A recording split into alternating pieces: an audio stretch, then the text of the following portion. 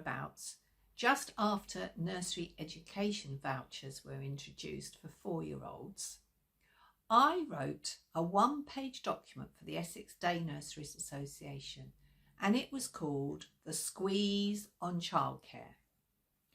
I used to organise training opportunities for early years providers in the county because back then there were very few opportunities for training available. Then we had a glut of training and conferences, including lavish lunches. You might have found that to be the case in your county too. But they did raise morale and bring value to what we do.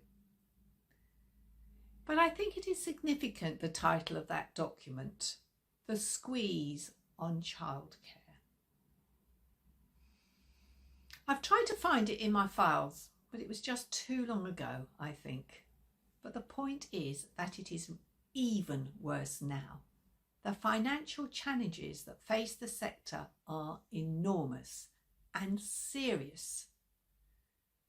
But we will always be underfunded if there continues to be a lack of understanding by society as a whole concerning how important early years is.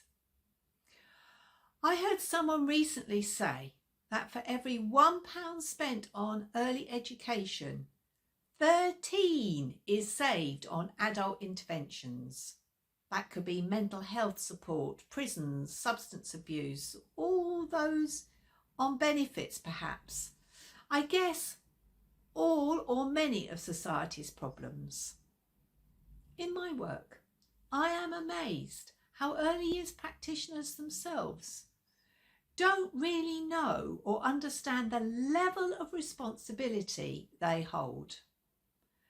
Throughout my early years career, I've had to stick my neck out to ensure a child's needs are met, whether that be a child with special educational needs or a disability, a safeguarding issue, a parent needing support, maybe domestic abuse. Delivering high quality early years care and education is a fundamental principle of mine. We will all have our political views, and I don't really want to get into those, but I need to personally stick my neck out right now, as children are missing out on high standards.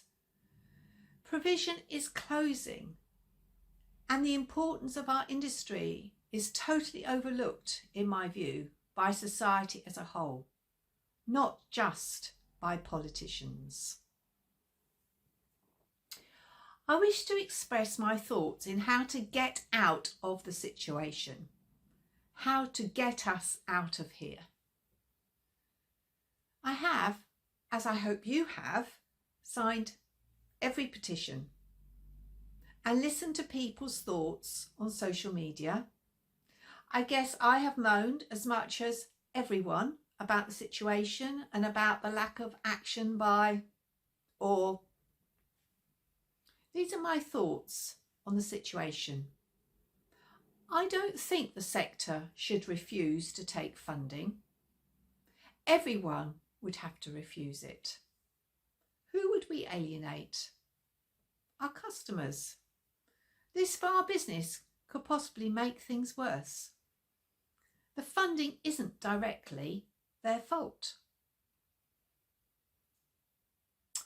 I don't think we should strike. Let me tell you why. Again, everyone would need to do it. And for many reasons, that won't happen.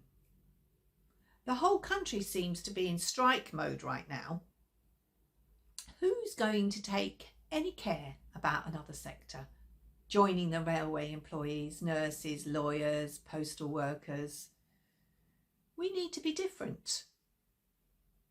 Should we strike, then our voice will just get lost in the crowd of others. Let's think about it. Those that are striking have a transient customer. They do their job, and instantly or within a relatively short time, their customer moves out of their lives. Ours don't. Ours are cherished by us over a long period of time.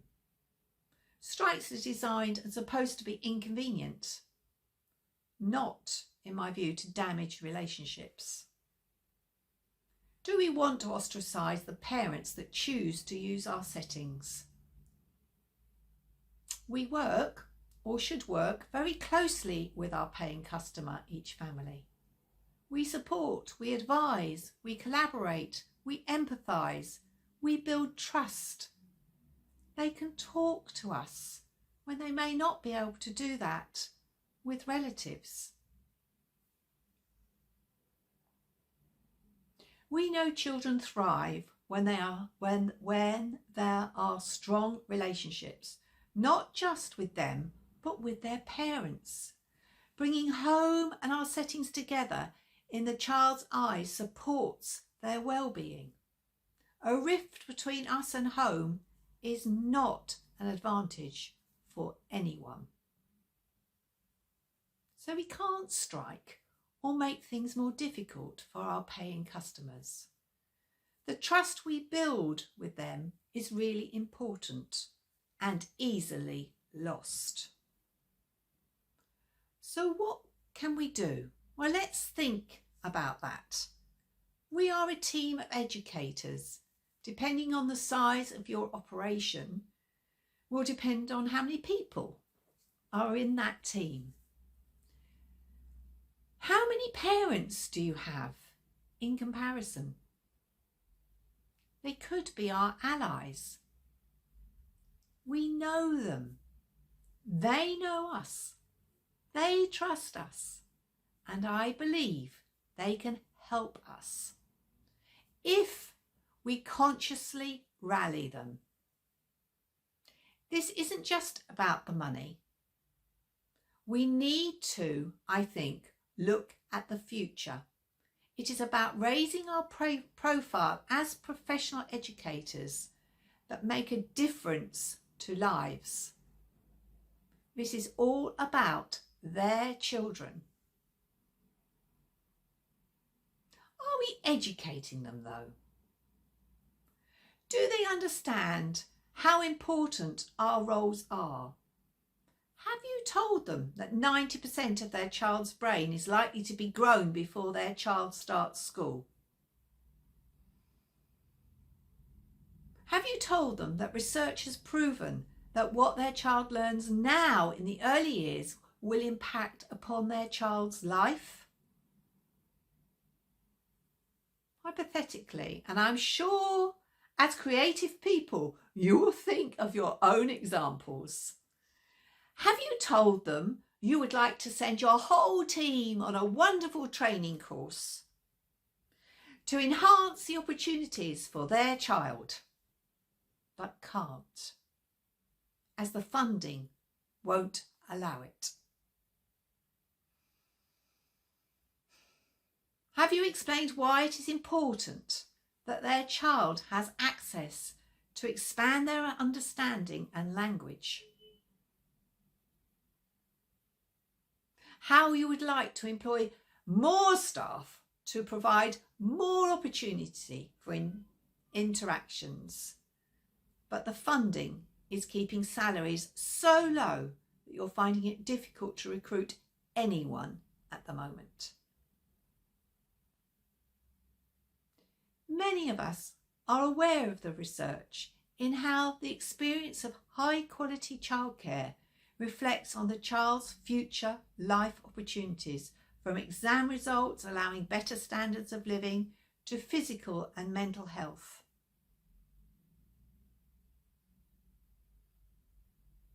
I'll put a link under this video on YouTube. Ironically, it might be an excellent way to ensure your team is aware of all the benefits they bring children. So I urge you to upskill your workforce in these facts. Think of ways to communicate these facts to your parents and find avenue to engage with them to fight on their children's behalf. I've not yet met a parent who didn't want the best for their child. Membership organisations might like to facilitate this type of training as another strategy. Should we have a petition? Yes, another one, where we take things to a new strategic level and plan for every parent in our provision, maybe setting the opportunity up as they arrive in the morning to sign it on the same day it is released, to ensure we have the press on board beforehand. Just think what publicity the sector could get by organising that. Thanks for listening. That's my cat. If I have come out of the woodwork and you don't know who I am, I'm Catherine Lyon, who has 49 experience in the early years. I'm an old NNEB with lots of follow-up qualifications, and I'm an experienced, outstanding and award-winning nursery owner and manager. The first setting began in 1985 and my last will be sold this month. I set up a cash training and assessment centre, have worked in schools, hospitals, as a nanny, as an RGNI, an Ofsted inspector, and quality council assessor for the NDNA. Now I support settings to deliver the EYFS with quality and sustainability in mind through sparkearlyyears software. And I am an international consultant. I'm always on a mission to improve the lives of children. This squeeze on the sector has to be stopped. Bye for now.